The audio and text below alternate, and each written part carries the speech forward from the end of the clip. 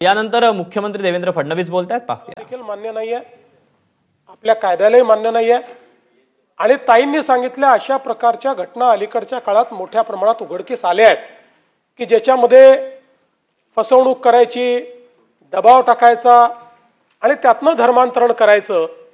आणि म्हणूनच राज्याच्या पोलीस महासंचालक यांच्या अध्यक्षतेखाली एक समिती आम्ही तयार केलेली आहे आणि फसवणूक करून किंवा जबरदस्तीने अशा प्रकारचं जे काही धर्मांतरण होत आहे त्याच्या विरुद्ध कायदा कसा कडक करता येईल या संदर्भातल्या शिफारसी त्यांना करायला सांगितल्या होत्या। त्यांनी त्याच्यावर अभ्यास करून त्या संदर्भातला एक अहवाल हा राज्य शासनाला पाठवलेला आहे। राज्य शासनाकडे तो नुकताच प्राप्त झालेला आहे। राज्य शासन त्याचा अभ्यास करेल आणि मग आवश्यक ते बदल या ठिकाणी जबरदस्तीने किंवा आमिष दाखवून किंवा फसवणूक करून कोणाचंही धर्मांतरण करता येणार नाही अशा प्रकारच्या तरतुदी तयार करण्यात येतील। या ठिकाणी आमिष देऊन, प्रलोभन देऊन किंवा फसवणूक करून हे गुप्तपणे एक मोहीम त्या ठिकाणी सुरू आहे। मुंबईमध्ये अनेक झोपडपट्ट्यांमध्ये त्या ठिकाणी गरिबीचा फायदा घेऊन पहिले वह्या पुस्तकं देतात, त्यांना ड्रेस देतात, तुमचं दुःख दूर करू, संकटात असलेला असहाय्य माणूस किंवा गरीब लोक तिकडे जातात आणि असं करून त्यांना वश करून एवढं ते त्यांना हिप्नोटाईज करतात की ते धर्म बदलतात। कधी त्यांचे धर्माच्या गोष्टी ते आपल्याकडं स्वीकारतात हे कळत पण नाही। माझी माननीय मुख्यमंत्री महोदयांना या ठिकाणी विनंती आहे की अशा प्रकारचं मुंबईमध्ये स्थानिक सिनियर किंवा आपल्या पोलीस यंत्रणेला जर सांगितलं की कुठे कुठे अशा प्रकारचं प्रशिक्षण चालतंय, मी स्वतः काही जागाही त्या ठिकाणी पोलिसांना त्या ठिकाणी सांगेन। पोलीसही त्या ठिकाणी वाद होऊ नये, धार्मिक तेढ म्हणून ते विषय आपापल्या परीने हाताळतात, पण हे हाताबाहेर साहेब चालत राहिलेला आहे। तर माझी आपल्याला विनंती आहे की याचा आपण योग्य त्या सूचना देऊन हा विषय त्यांना धर्मांतर करण्यापासून, कारण वेगवेगळे माध्यम आहेत, त्यांना रोखण्यासाठी काही उपाययोजना अशा प्रकारची होईल का?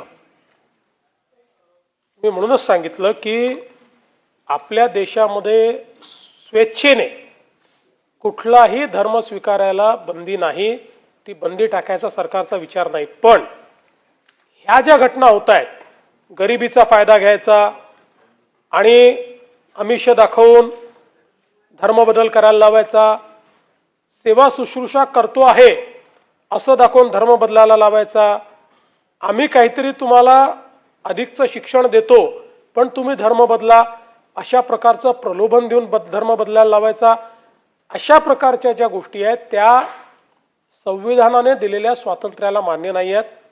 आणि जे दरेकर साहेबांनी सांगितलं की काही ठिकाणी अशा प्रकारचं काम चाललेलं आहे आणि विशेषतः झोपडपट्ट्यांमध्ये आणि गरीब वस्त्यांमध्ये चाललेलं आहे, ही वस्तुस्थिती आहे, ही आपल्याही लक्षात आलेली आहे। आणि म्हणूनच त्याच्यावर आत्ताही आपल्या BNSच्या माध्यमातून आपण काही ना काही कारवाई करू शकतो, पण ती कारवाई अधिक इफेक्टिव्ह आपल्याला कशी करता येईल याकरता आपण ही कमिटी तयार केली होती। त्यामुळे दरेकर साहेब त्या संदर्भात जे काही पोलीस महासंचालकांनी आपल्याला जो काही अहवाल दिलेला आहे त्या अहवालाच्या अनुषंगाने अशा घटना टाळण्याकरता कडक तरतुदी करण्याची मानसिकता राज्य सरकारची आहे। लवकरात लवकर त्या संदर्भात आम्ही निर्णय करू। उमाताई खापरे। धन्यवाद सभापती महोदय। सभापती महोदय, परवाच हा विषय पंडिता रमाबाई मिशन हा गेल्या वर्षभरापासून ह्या सभागृहामध्ये येत आहे।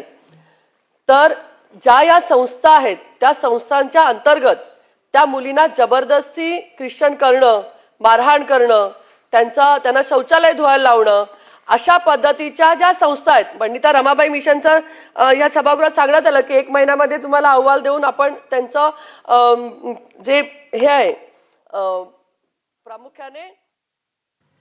तेव्हा सांगलीतील ऋतुजा पाटील प्रकरणावर सध्या विधान परिषदेमध्ये चर्चा सुरू होती आणि या सगळ्याबाबत काही नेत्यांनी प्रश्न विचारल्यानंतर त्यावर मुख्यमंत्री आपलं